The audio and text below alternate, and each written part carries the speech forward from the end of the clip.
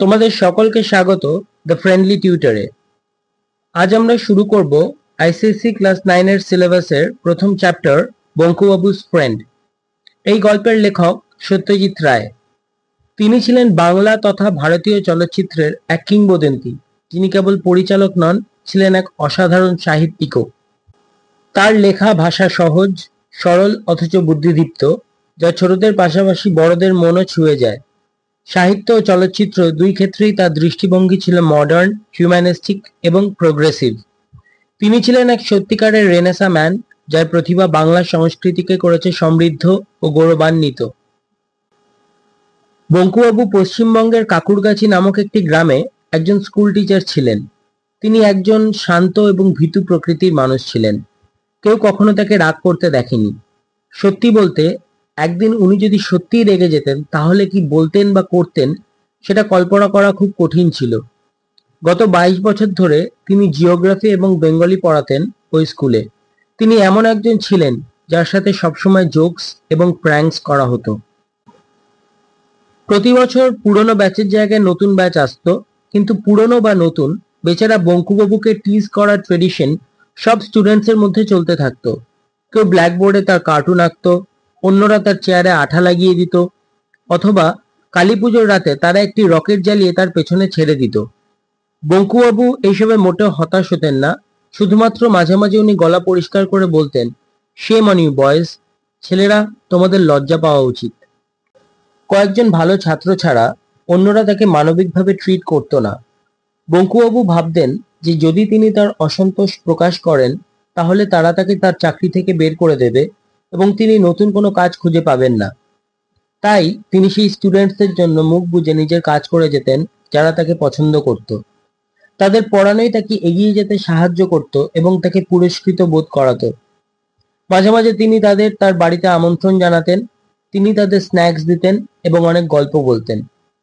তিনি তাদের আফ্রিকার জীবন, নর্থ পোলের আবিষ্কার, ব্রাজিলের মানুষের মাংস খাওয়া মাছ মানে পিরানহা এবং সমুদ্রের নিচে ডুবে যাওয়া মহাদেশ অ্যাটলান্টিস সম্পর্কে বলতেন। তিনি একজন ভালো গল্পকার ছিলেন। তিনি সবসময় তার শ্রোতাদের মুগ্ধ করে রাখতেন। প্রতি উইকেন্ডে তিনি শ্রীপতি মজুমদারের বাড়িতে অন্যান্য রেগুলার্সদের সাথে সন্ধ্যা কাটাতে যেতেন। এই মিটিংগুলোতে ঠাট্টা মজা এতটাই বেড়ে যেত যে বঙ্কুবাবু প্রায়শই ব্রেকিং পয়েন্টে পৌঁছে যেতেন। একদিন এই আড্ডায় যারা সবাই জমা হয়েছিল, তাদের মধ্যে ভূতের বিষয় নিয়ে আলোচনা হচ্ছিল।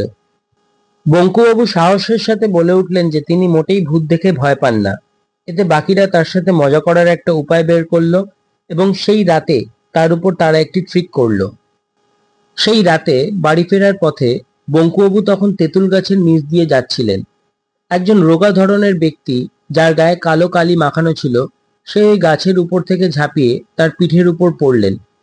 এই স্পুক সম্ভবত মিটিং এ কারোর আইডিয়া ছিল। বঙ্কুবাবু ভয় পাননি, কিন্তু তিনি আহত হয়েছিলেন। 3 দিন ধরে তার ঘাড়ে ব্যথা ছিল। সবচেয়ে খারাপ যে তার নতুন কুর্তাটা ছিঁড়ে গিয়েছিল এবং সেটাতে চারিদিকে কালো দাগ লেগে গিয়েছিল। এটা কেমন জোক ছিল? কোন লেভেলের রসিকতা ছিল এটা? শ্রীপতিবাবু গ্রামে এবং মিটিংগুলোতে একজন গুরুত্বপূর্ণ ব্যক্তি ছিলেন। তিনি একজন সম্মানীয় ব্যক্তি হওয়া সত্ত্বেও তিনি বঙ্কুবাবুর সাথে সকলের হাসি ঠাট্টা মশকরা করাটা উপভোগ করতেন। একটি বিশেষ দিনে যখন তারা সবাই সেখানে জমা হয়েছিলেন, আলোচনার বিষয় ছিল স্পেসশিপস এবং স্পেস ট্রাভেল। উত্তর দিকে সূর্যাস্তের সময় একটা চলমান আলোর বিন্দু দেখা গিয়েছিল এবং এরকম কিছু 3 মাস আগেও দেখা গিয়েছিল। যাই হোক, সেটা একটা রাশিয়ান স্যাটেলাইট খোটকা বা ফোসকা বলে জানা গিয়েছিল। এই স্যাটেলাইটটি পৃথিবীর উপরে প্রায় 400 মাইল উচ্চতায় ঘুরছিল এবং সায়েন্টিস্টদের খুব ইউজফুল ইনফরমেশন দিচ্ছিল বলে মনে করা হচ্ছিল। সেই সন্ধ্যায় বঙ্কুবাবু একটা জ্বলন্ত আলো দেখতে পেলেন এবং তার বন্ধু নিধুবাবুকে দেখালেন। কিন্তু নিধুবাবু সেই সন্ধ্যায় মিটিংয়ে পুরো ক্রেডিট নিয়ে বললেন যে সে নিজেই আলোটা দেখেছিলেন। কিন্তু বঙ্কুবাবু চুপ করে থাকলেন। গ্রুপের কারোরই স্যাটেলাইটস সম্পর্কে খুব বেশি ধারণা ছিল না, তবুও তারা তাদের মতামত প্রকাশ করতে শুরু করলেন। চণ্ডীবাবু মন্তব্য করলেন যে আকাশের একটা অস্পষ্ট জায়গায় একটা আলো দেখা গেছে বলে এবং প্রেস এটা কভার করছে বলে এটা কোনো মানে বহন করে না। রামকানাইবাবু এর প্রতিবাদ করে বললেন যে তাদের কেউ এতে জড়িত না থাকলেও এটা একটা বড় অ্যাচিভমেন্ট মানব জাতির জন্য। নিধুবাবু বললেন, স্যাটেলাইটস ভুলে যান, এবং অন্য কিছু নিয়ে কথা বলুন। একটা স্যাটেলাইট কোনো এক্সট্রাঅর্ডিনারি জিনিস নয়। একটা টপও ঘোরে যদি কেউ এটাকে চালিয়ে দেয়, এবং একটা ফ্যানও ঘোরে যদি কেউ সুইচ অন করে তো। তবে রকেটস অনেক ভালো। চণ্ডীবাবু ঠিক ইমপ্রেসড হলেন না। একটা রকেটে কি এমন গ্রেট আছে, সে জিজ্ঞাসা করলো।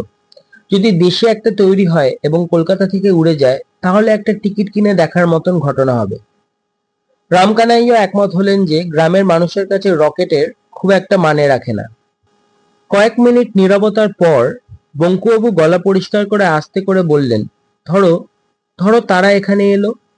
নিধুবাবু অবাক হওয়ার ভান করলেন। বঙ্কুম কি বলছে, সে বলল। কে এখানে আসতে চায় আর কোথা থেকে? বঙ্কুবাবু নরম স্বরে তার কথা আবার বলল, জিজ্ঞাসা করলো যদি অন্য প্ল্যানেট থেকে কেউ এখানে আসে। সবসময়ের মতো ভৈরব চক্রবর্তী বঙ্কুবাবুর পিঠে জোরে এবং রূঢ়ভাবে একটা চাপড় মারল। সে হেসে জিজ্ঞেস করলো যে অন্য গ্রহের কোনো প্রাণী কি সমস্ত জায়গার মধ্যে কাকুরগাছিকেই বেছে নেবে ল্যান্ড করার জন্য? এই spaceship Moscow, new York, London বা এমনকি ক্যালকাটা কোনোটাকেই বেছে নেবে না?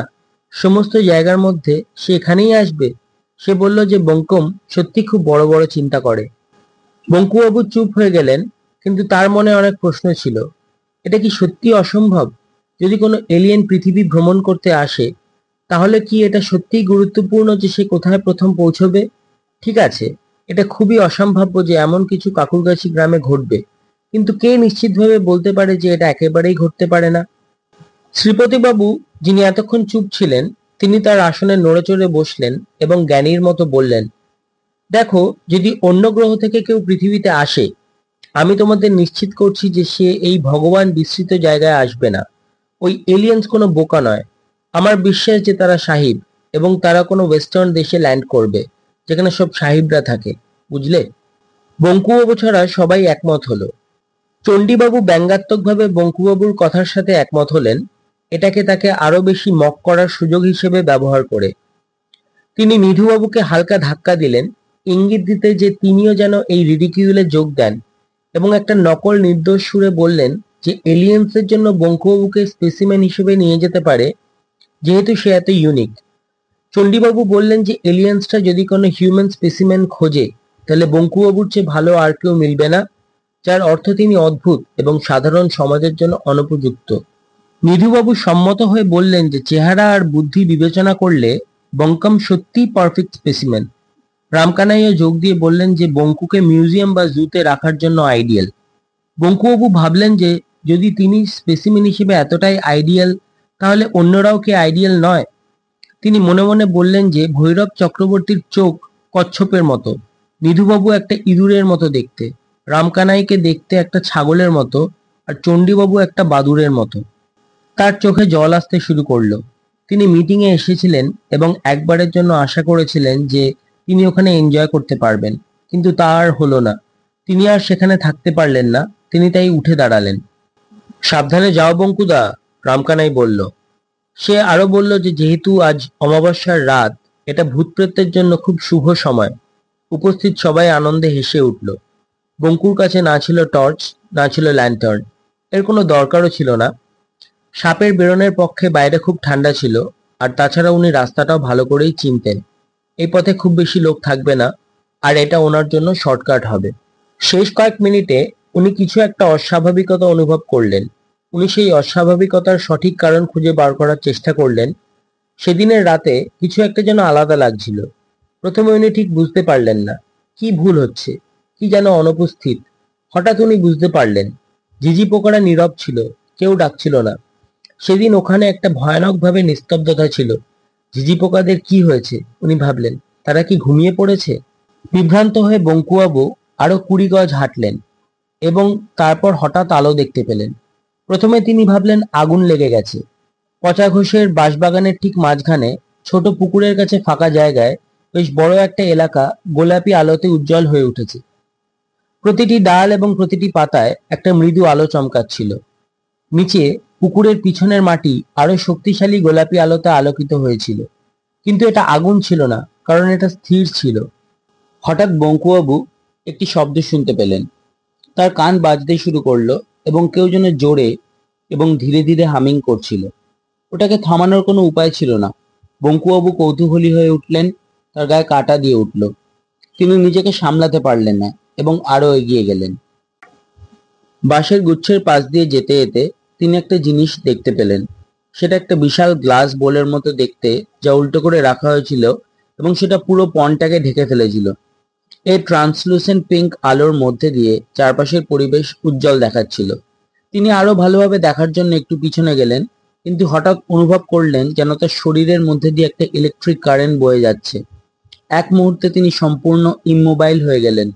তার পা এবং হাত একটা অদৃশ্য দড়ি দিয়ে বাঁধা ছিল এবং তিনি সামনে বা পিছনে কোনো দিকেই নড়তে পারছিলেন না। এক সেকেন্ড পরে একটা আওয়াজ রাতের নীরবতা ভেঙে কথা বলল। সেটা মানুষের মতো শোনাচ্ছিল, কিন্তু অসাধারণভাবে পাতলা ছিল। মিলিপিপিং ক্রুক, মিলিপিপিং ক্রুক, সেটা জোরে বলল। বঙ্কুবাবু একটু লাফিয়ে উঠলেন। এর মানে কি? এটা কোন ভাষা? আর যিনি বলছিলেন তিনিই বা কোথায়? পরের শব্দগুলো যা আওয়াজটা বলল তাতে তার হৃদয় আবার লাফিয়ে উঠল। Who are you? Who are you? এগুলো ইংলিশের শব্দ ছিল। প্রশ্নটা কি তাকে করা হচ্ছিল? আই অ্যাম বঙ্কুবিহারী দত্ত, তিনি দুবার উত্তর দিলেন। Are you English? আওয়াজটা দুবার জিজ্ঞাসা করল। নো স্যার, বঙ্কুবাবু চিৎকার করে বললেন। বেঙ্গলি স্যার, তিনি দুবার বললেন। এরপর একটা ছোট বিরতি ছিল। তারপর আওয়াজটা বলল, নমস্কার।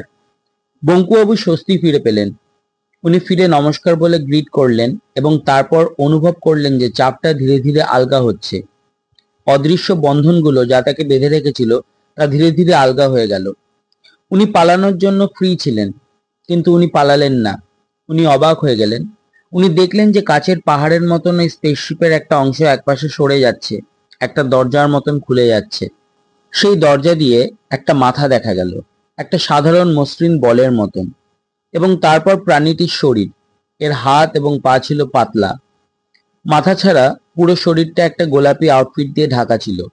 মুখের ওপর দুটো গর্ত ছিল যেখানে নাক থাকার কথা, এবং আরেকটা গর্তে ছিল যেখানে মুখ থাকার কথা। কোথাও চুলের কোনো চিহ্ন ছিল না। এর চোখগুলো ছিল গোল এবং উজ্জ্বল হলুদ, সেগুলো অন্ধকারে জ্বলছিল। এলিয়েন প্রাণীটি ধীরে ধীরে বঙ্কুবাবুর দিকে এগিয়ে এলো। কয়েক ফুট দূরে সে থেমে গেল। এলিয়েনটি তার দিকে চোখ পিটপিট না করে তীব্রভাবে তাকিয়ে রইল। বঙ্কুবাবু স্বাভাবিকভাবে হাত জোড় করল। প্রায় 1 মিনিট তাকিয়ে থাকার পর প্রাণীটি বাঁশির মতো আওয়াজে কথা বলল। জিজ্ঞেস করলো বঙ্কুবাবু মানুষ কিনা এবং এটা আর্থ কিনা। বঙ্কুবাবু দুটো প্রশ্নেরই হ্যাঁ সূচক উত্তর দিলেন। এই এলিয়েন তারপর ব্যাখ্যা করলো যে তার ইনস্ট্রুমেন্টস ম্যালফাংশন করেছে। সে প্লুটোতে যেতে চেয়েছিল, কিন্তু নিশ্চিত ছিল না যে সে কোথায় ল্যান্ড করেছে। তাই সে প্রথমে প্লুটোনিয়ান ল্যাঙ্গুয়েজে বঙ্কুবাবুর সাথে কথা বলেছিল। যখন বঙ্কুবাবু রেসপন্ড করেননি, তখন এলিয়েনটি বুঝতে পারে যে সে আর্থে আছে। এলিয়েন হতাশা প্রকাশ করে সময় ও চেষ্টা নষ্ট হওয়ার জন্য। সে একটি আগের ঘটনার কথা উল্লেখ করে যেখানে সে ভুল করে মার্সের বদলে জুপিটারে গিয়েছিল, যার কারণে তার একদিন দেরি হয়েছিল। বঙ্কুবাবু কি বলবেন বুঝতে পারছিলেন না। উনি বেশ আনকমফোর্টেবল বোধ করছিলেন, কারণ প্রাণীটি তার লম্বা হাড়গিলে আঙুল দিয়ে বঙ্কুবাবুর হাত ও পা পরীক্ষা করছিল। বঙ্কুবাবুকে পরীক্ষা শেষ করার পর সে গর্বের সাথে নিজের পরিচয় দিল। আমি অ্যাং, ফ্রেনিয়াস গ্রহ থেকে, মানুষের চেয়ে অনেক সুপিরিয়র একটি প্রাণী। বঙ্কুবাবু এলিয়েনের মানুষের চেয়ে বড় হওয়ার স্টেটমেন্টটা খুব মজার মনে হলো। এই অদ্ভুত দেখতে প্রাণীটা মানুষের চেয়ে নিজেকে শ্রেষ্ঠ দাবি করার অ্যাবসার্ডিটিতে উনি প্রায় হেসে ফেলেছিলেন। বঙ্কুবাবুর সংশয় এবং মজা তার মুখে স্পষ্ট ছিল, এবং অ্যাং নামের এলিয়েনটা মনে হয় তার মন পড়তে পারছিল। সে তখনই বলল যে সে এটা প্রুভ করতে পারে। সে বঙ্কুবাবুকে জিজ্ঞেস করলো সে কতগুলো ল্যাঙ্গুয়েজ জানে। বঙ্কুবাবু বললেন যে উনি ইংলিশ, বেঙ্গলি এবং একটু হিন্দি জানেন। আপনি তার মানে আড়াইখানা বলতে চাইছেন? এলিয়েনটি বলল। হ্যাঁ, বঙ্কুবাবু সংক্ষেপে উত্তর দিলেন। আমি 14,000 ল্যাঙ্গুয়েজ জানি, বলল অ্যাং। সে বলল যে সে সৌরজগতের সমস্ত ল্যাঙ্গুয়েজ জানে। সে আরো বলল যে সে সৌরজগতের বাইরে বলা 31টি ল্যাঙ্গুয়েজ জানে এবং সে তার মধ্যে 25টি জায়গায় ট্রাভেল করেছে। তোমার বয়স কত? জিজ্ঞাসা করলো অ্যাং। পঙ্কুবাবু বললেন যে তার বয়স 50 বছর। আমার বয়স 833, সে উত্তর দিল। তারপর সে বঙ্কুবাবুকে জিজ্ঞাসা করলো যে সে প্রাণী খায় কিনা। অ্যাং বলল যে আগে তারা মাংস খেত, কিন্তু এখন তারা বন্ধ করেছে, না হলে এতক্ষণে সে নিশ্চয়ই বঙ্কুবাবুকে খেয়ে ফেলতো। অ্যাং বঙ্কুবাবুকে একটি ছোট বস্তু দিয়ে বলল সেটা দেখতে। সেটি দেখতে একটি ছোট নুড়ির মতন। যখন বঙ্কুবাবু সেটা স্পর্শ করলেন, উনি তার শরীরের মধ্যে একই শক্তিশালী বৈদ্যুতিক প্রবাহ অনুভব করলেন যা তিনি আগে করেছিলেন, এবং উনি তৎক্ষণাৎ তার হাত সরিয়ে নিলেন। অ্যাং হাসল। একটু আগে তুমি 1 ইঞ্চিও নড়তে পারছিলে না। তুমি জানো কেন? কারণ আমার হাতে এই ছোট জিনিসটি ছিল। এটা যে কাউকে কাছে আসা থেকে আটকাতে পারে, শত্রুকে শারীরিকভাবে ভাবে আঘাত না করে সম্পূর্ণ অসহায় করে দেওয়ার জন্য এর চেয়ে শক্তিশালী কিছু হতে পারে না, অ্যাং বঙ্কুবাবুকে বললেন। অ্যাং তাকে বলল, এমন কোনো জায়গা আছে যেখানে তুমি যেতে চেয়েছো, বা এমন কোনো দৃশ্য যা তুমি দেখতে চেয়েছো কিন্তু কখনো পারোনি? বঙ্কুবাবু কি বা দেখেছিলেন? পুরো পৃথিবীটাই দেখার বাকি ছিল। উনি জিওগ্রাফি পড়াতেন, কিন্তু বাংলার কয়েকটি গ্রাম ও শহর ছাড়া উনি কিছুই দেখেননি। উনি তখনও সুন্দরবনের জঙ্গল, বরফ ঢাকা হিমালয়, দীঘার সমুদ্র তীর বা শিবপুরের বোটানিক্যাল গার্ডেন্সের বিশাল বটগাছ পর্যন্ত দেখেননি। তবে উনি কিছুই বললেন না। অনেক কিছু আছে যা আমি দেখতে চাই, শেষে উনি স্বীকার করলেন।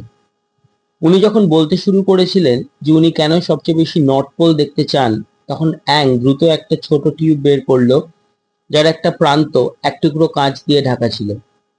এর মধ্যে দিয়ে দেখো, অ্যাং তাকে আমন্ত্রণ জানালো। বঙ্কুবাবু কাচের মধ্যে দিয়ে উঁকি মেরে অবিশ্বাসে তাকিয়ে রইলেন। উনি অবাক হয়ে গেলেন। এটা কি সত্যি হতে পারে? উনি অনুভব করলেন যে তার চুল খাড়া হয়ে যাচ্ছে। বঙ্কুবাবু নিজেকে একটা বিশাল তুষার ঢাকা জায়গায় পেলেন। যতদূর চোখ যায় সব জায়গা সাদা বরফে ঢাকা, আর দূরে বড় বড় বরফের পাহাড় দেখা যাচ্ছিল। তার উপরে আকাশটা গাঢ় নীল রঙের ছিল, আর অরোরা বোরিয়ালিস তার মধ্যে নাচছিল, যার রং প্রতি মুহূর্তে বদলে যাচ্ছিল। দূরে বঙ্কুবাবু একটা ইগলু দেখতে পেলেন, বরফ দিয়ে তৈরি একটা ট্রেডিশনাল ইনুইট বাসস্থান। কাছাকাছি কিছু পোলার বিয়ার ঘুরে বেড়াচ্ছিল, তাদের মোটা সাদা ফার বরফের পটভূমিতে তাদের ঢেকে রাখছিল। কিন্তু যেটা বঙ্কুবাবুর মনোযোগ কেড়ে নিল সেটা ছিল একটা অদ্ভুত অপরিচিত প্রাণী, একটা ওয়ালরাস। আসলে দুটো ছিল, যারা একটা ভয়ঙ্কর লড়াইয়ে লিপ্ত ছিল। তাদের বিশাল দাঁতগুলো, প্রত্যেকটা একটা মূলোর মতো বড়, বের করে তারা একে অপরকে আক্রমণ করছিল। আধিপত্য বা এলাকার জন্য একটা ভয়ঙ্কর লড়াইয়ে তারা আটকে ছিল। ব্রাজিল সম্পর্কে কি ভাবনা তোমার? অ্যাং জিজ্ঞেস করলো। তুমি কি সেখানে যেতে চাও না? পঙ্কুবাবু, যিনি একজন জিওগ্রাফি শিক্ষক ছিলেন, হঠাৎ পিরানহা মাছের কথা ভাবলেন, সেই মারাত্মক মাংসাশী মাছ। অ্যাং কিভাবে তার মন পড়তে পারলো তিনি ভাবলেন। পঙ্কুবাবু আবার টিউবের ভেতর দিয়ে দেখলেন, আর একটা ঘন জঙ্গল দেখতে পেলেন। সূর্যের আলো পর্যন্ত সেখানে ঢোকা কঠিন ছিল। একটা বিশাল গাছ ছিল যেখানে একটা সাপ ঝুলছিল। সেটি একটা অ্যানাকন্ডা ছিল। বঙ্কুবাবু মনে করলেন যে তিনি ন্যাশনাল জিওগ্রাফিক ম্যাগাজিনে এদের সম্পর্কে পড়েছিলেন। এই সাপটা খুবই বড় ছিল, একটা পাইথনের থেকেও বড়। উনি একটা ক্যানেল দেখতে পেলেন। ক্রোকোডাইলগুলো তীরে ঘুমাচ্ছিল। একটা গিয়ে জলে নেমে গেল। বঙ্কুবাবু জলের নামার শব্দও শুনতে পেলেন। যখন সেটা জল থেকে বেরিয়ে এলো, তখন 5টা মাছ সেটাকে ধরেছিল তাদের ধারালো দাঁত দিয়ে। পিরানহাস। বঙ্কুবাবু আর দেখতে পারছিলেন না, উনি কাঁপতে শুরু করেছিলেন, এবং তার মাথা ব্যথা করছিল। এখন তুমি মানছো যে আমরা সুপিরিয়র? অ্যাং জিজ্ঞাসা করলো। বঙ্কুবাবুর ঠোঁট শুকিয়ে গিয়েছিল। হ্যাঁ, অবশ্যই, উনি বললেন। অ্যাং বঙ্কুবাবুকে পর্যবেক্ষণ ও পরীক্ষা করার পর ঘোষণা করলো যে সে এলিয়েনদের তুলনায় মানুষের একটি ইনফিরিয়র প্রজাতি। তবে এলিয়েনটি স্বীকার করলো যে মানুষদের মধ্যে বঙ্কুবাবু একজন ভালো মানুষ, কিন্তু ওনার একটি বড় দোষ আছে। সে খুব নম্র এবং শান্ত স্বভাবের। এলিয়েনটি বলল যে এটাই কারণ যে বঙ্কুবাবু জীবনে বেশি প্রোগ্রেস করতে পারেননি। এলিয়েনটি জোর দিয়ে বলল যে অন্যায়ের সামনে বা যখন কোনো কারণ ছাড়া আঘাত বা অপমান করা হয় তখন চুপ থাকা ভুল। অ্যাং বললেন যে ওনাকে সবসময় অন্যায়ের বিরুদ্ধে কথা বলতে হবে এবং প্রোটেস্ট করতে হবে যদি কেউ বিনা কারণে ওনাকে আঘাত করে বা ইনসাল্ট করে। অ্যাং এটা বলল যে নিজের জন্য দাঁড়ানো শুধু মানুষের বৈশিষ্ট্য নয়, বরং যে কোনো প্রাণীরই এটা করা উচিত। এলিয়েনটি বঙ্কুবাবুর সাথে দেখা করে খুব খুশি হয়েছিল, কিন্তু সে বলল যে পৃথিবীতে আর বেশি সময় নষ্ট করার কোনো মানে নেই এবং এখন তার চলে যাওয়ার সময় হয়েছে। বঙ্কুবাবু ঠিকমতো বিদায় নেওয়ার আগেই এবং কি ঘটেছে তা বুঝতে পারার আগেই অ্যাং স্পেসশিপে লাফিয়ে উঠেছিল এবং পচা ঘুষের বাঁশের ঝাড়ের উপরে উঠে গিয়েছিল। তারপর যখন সে পুরোপুরি অদৃশ্য হয়ে গেল, ঝিঝি পোকারা আবার ডাকতে শুরু করলো। সত্যি তখন অনেক রাত হয়ে গিয়েছিল। বঙ্কুবাবু বাড়ি ফিরছিলেন আর ভাবছিলেন যে কি এক্স্যাক্টলি ঘটেছে। ধীরে ধীরে উনি সব বুঝতে পারছিলেন। অন্য প্ল্যানেট থেকে আসা অ্যাং সবার মধ্যে বঙ্কুবাবুর সাথে কথা বলতে বেছে নিয়েছিল। কি অবিশ্বাস্য! লক্ষ লক্ষ মানুষের মধ্যে উনি বঙ্কু বিহারী, যার অ্যাং এর সাথে দেখা করার সুযোগ হয়েছিল। কি অসাধারণ! বঙ্কু বিহারী দত্ত, কাকুরগাছি গ্রামের বাংলা এবং জিওগ্রাফির শিক্ষক, নিশ্চয়ই পুরো পৃথিবীতে অনন্য, অন্তত এই বিষয়ে। বঙ্কুবাবুর মনে হলো উনি আর হাঁটছেন না, আসলে উনি ডান্স করছিলেন। পরের দিন সানডে হওয়ায় সবাই শ্রীপতিবাবুর বাড়িতে মিটিংয়ে এসেছিল। নিউজ পেপারে একটা ছোট আলোর দেখা যাওয়ার উল্লেখ ছিল, কিন্তু সেটা ছিল একটা ছোট্ট রিপোর্ট মাত্র। কিছু মুষ্টিমেয় লোক সেটা লক্ষ্য করেছিল, ব্যাস এইটুকুই। এই খবরকে ফ্লাইং সসার্সের মতো একই গুরুত্ব দেওয়া হয়েছিল। সেই রাতে পচা ঘোষও মিটিংয়ে এসেছিলেন। উনি ওনার বাঁশবাগান নিয়ে কথা বলছিলেন। বাগানের চারপাশের বাঁশগুলো রাতারাতি তাদের পাতা হারিয়েছে, উনি বলছিলেন। শীতকালে পাতা ঝরে যাওয়া অস্বাভাবিক কিছু নয়, কিন্তু রাতারাতি একেবারে খালি হয়ে যাওয়া নিশ্চয়ই একটা উল্লেখযোগ্য ঘটনা। সবাই ব্যস্ত হয়ে ওনার কথা শুনছিলেন, যখন ভৈরব চক্রবর্তী হঠাৎ জিজ্ঞেস করলেন যে বঙ্কুবাবু কোথায়, সে কেন এত দেরি করছে। নিধুবাবু অনুমান করেছিলেন যে বঙ্কুবাবু হয়তো সেদিন মিটিংয়ে আসবেন না, কারণ আগের দিন যখন তিনি তার থটস শেয়ার করার চেষ্টা করেছিলেন, তখন তাকে ক্রিটিসাইজ করা হয়েছিল। কিন্তু শ্রীপতিবাবু জোর দিয়ে বলছিলেন যে বঙ্কুবাবুকে অবশ্যই উপস্থিত থাকতে হবে। তিনি রামকানাইকে বঙ্কুবাবুকে নিয়ে আসতে বললেন। রামকানাই উত্তর দিলেন যে সে তার চা শেষ করার পরেই যাবে, কিন্তু সে একটা চুমুকও নেওয়ার আগেই বঙ্কুবাবু হঠাৎ করে ঘরে ঢুকে পড়লেন, যে একটা ড্রামাটিক প্রভাব ফেললো। এমন মনে হচ্ছিল যে একটা ছোট হারিকেন ঘরের ভিতরে ঢুকে পড়েছে একজন খাটো কালো মানুষের ছদ্মবেশে, যে সবাইকে অবাক করে চুপ করিয়ে দিল। তারপর বঙ্কুবাবু এমন জোরে হাসতে শুরু করলেন যেমনটা কেউ, এমনকি বঙ্কুবাবু নিজেও আগে কখনো শোনেননি। তিনি পুরো 1 মিনিট ধরে জোরে জোরে হাসলেন, যা সমস্ত নীরবতা ভেঙে দিল এবং সবাইকে অবাক করে দিল তার অস্বাভাবিক আচরণে। যখন উনি শেষে থামতে পারলেন, উনি গলা পরিষ্কার করে কথা বলতে শুরু করলেন। উনি তাদের বন্ধু হিসেবে সম্বোধন করে বললেন যে এটাই শেষবার উনি এই মিটিংয়ে আসছেন। ঠিক যেমন অ্যাং তাকে সাহসী হতে এবং ভয় না পেতে বলেছিল, বঙ্কুবাবু অনেক কিছু বললেন। প্রথমত উনি বললেন যে তারা এমন জিনিস নিয়ে আজে বাজে কথা বলেন যার সম্পর্কে তাদের কোনো নলেজ নেই। দ্বিতীয়ত উনি চণ্ডীবাবুকে সম্বোধন করে বললেন যে সে সত্যি অন্যদের জুতো এবং ছাতা লুকিয়ে রেখে বাচ্চাদের মতো আচরণ করেন। সে যেন বঙ্কুবাবুকে পরের দিন সন্ধ্যার মধ্যে তার ছাতা এবং বাদামি রঙের ক্যানভাস জুতো ফেরত দিয়ে আসেন। তিনি আরো বললেন, মৃধুবাবু, আপনি যদি আমাকে বাঙ্কাম বলেন, আমি আপনাকে নিটুইট বলবো, এবং আপনাকে এটার সাথে বাঁচতে শিখতে হবে। আর শ্রীপতি বাবু, আপনি একজন গুরুত্বপূর্ণ মানুষ, অবশ্যই আপনার চামচাজ সাইকোপ্যান্থ থাকবে, কিন্তু আমি আপনাকে বলে রাখছি যে আজ থেকে আমাকে আপনার এই দল থেকে বাদ দিতে পারেন। আপনি চাইলে আমি আপনার কাছে আমার বিড়ালকে পাঠাতে পারি, সেটি খুব ভালো পা চাটতে পারে। আর ও, আপনিও এখানে আছেন পচাবাবু। আমি আপনাকে এবং অন্য সবাইকে জানাতে চাই যে গতরাতে একটি অ্যাং ক্রেনিয়াস গ্রহ থেকে এসে আপনার বাঁশবাগানের পুকুরে নেমেছিল। আমাদের অনেকক্ষণ কথা হয়েছিল। লোকটি, সরি, অ্যাংটি খুবই বন্ধুত্বপূর্ণ ছিল। একই মুহূর্তে সে ভৈরব চক্রবর্তীর পিঠে এত জোরে চাপড় মারল যে তিনি প্রায় শ্বাসরুদ্ধ হয়ে গেলেন।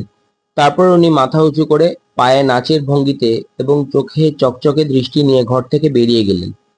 ঠিক সেই মুহূর্তে রামকানাই এর হাত থেকে কাপটা পড়ে গিয়ে টুকরো টুকরো হয়ে গেল এবং গরম চা সবার উপর ছিটকে পড়ল।